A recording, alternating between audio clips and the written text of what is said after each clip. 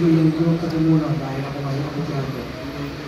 Work out kami ng recommendation tungkol sa revival ng mandatory basic ROTC. Iba yung program na pinropose namin so that yung mga arguments ng mga makataliwa eliminate natin kung wala na sila. It becomes pathetic. Yung corruption, yung hindi nangyayari, etc. So, ginawa na lang. Pag-ilan ko sa akin.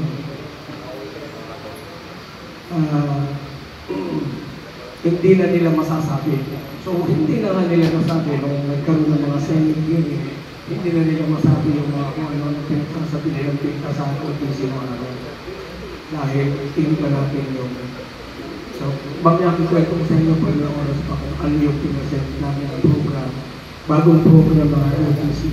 The thing is, we proposed a new program for ROTC, mandatory basic ROTC.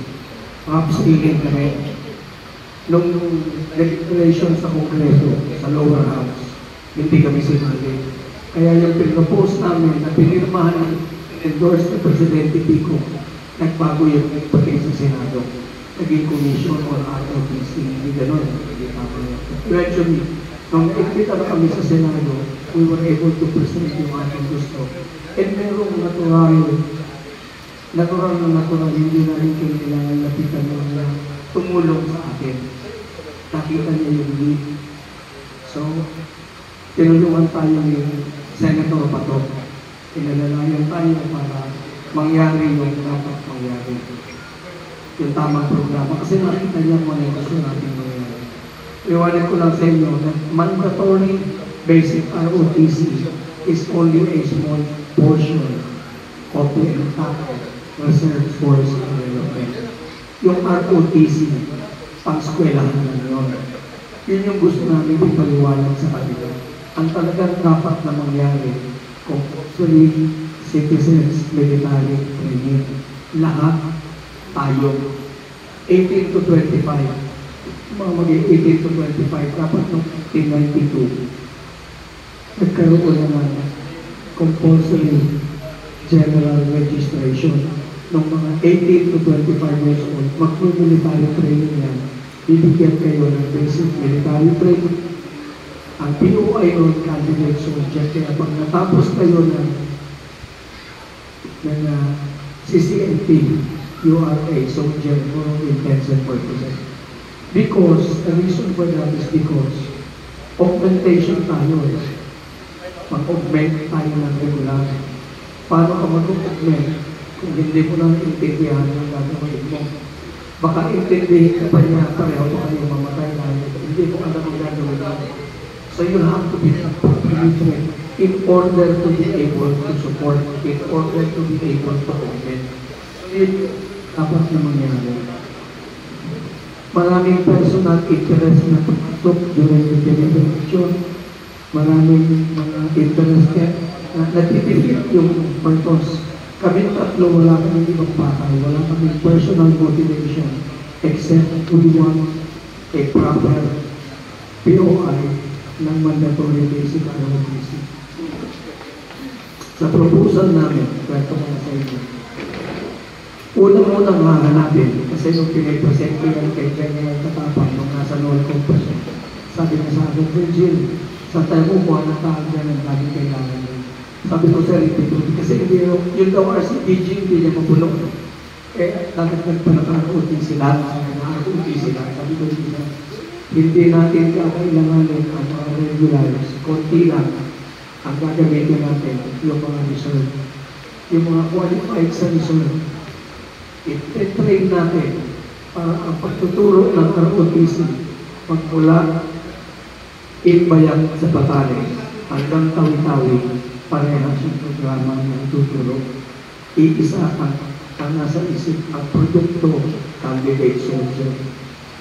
Yun, para hindi nalilihis sa magsasama. And it becomes a primary function of those who are teaching ROTC. Hindi secondary kasi pag mga active ang ginawa mo dyan, secondary mission nila yung ROTC. Yung primary nila is yung trabaho nila sa opisina. Kaya napabayaan yung ROTC ng araw. So So we don't want to repeat. Kaya sabi namin sa inyo, pinago namin so that yung mga maliit ng araw hindi mauulit. So ngayon, napili nyo na kung sino ang magtuturo, na-train mo na yung mga magtuturo, alam na nila ang kanilang gagawin, ano ang kurso kukunin nila.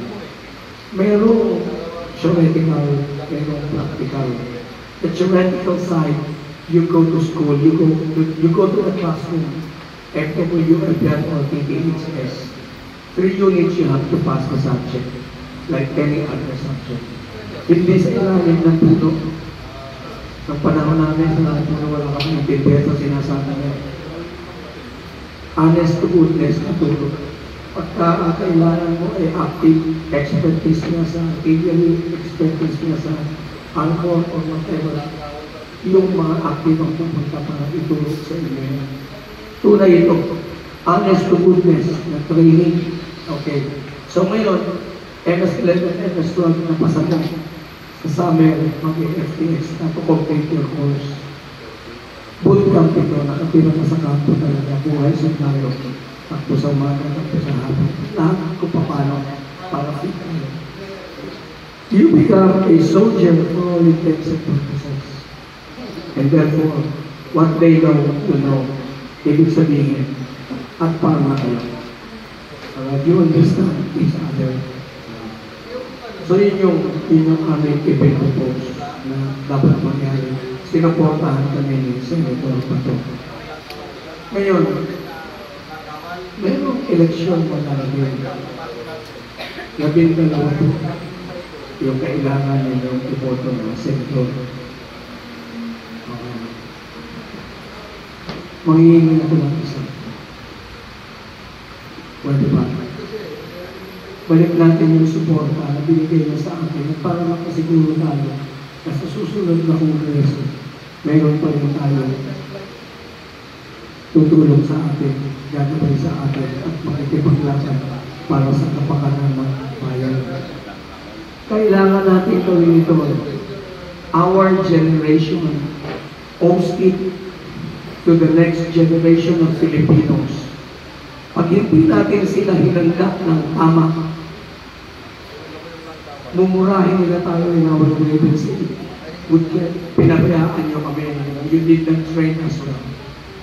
Ang sinasabi ko palagi naman, kung kayo ay may responsibilidad na mag-train kasi yun ang mandato ng sabi ng batas, ang pamahalaan may obligasyon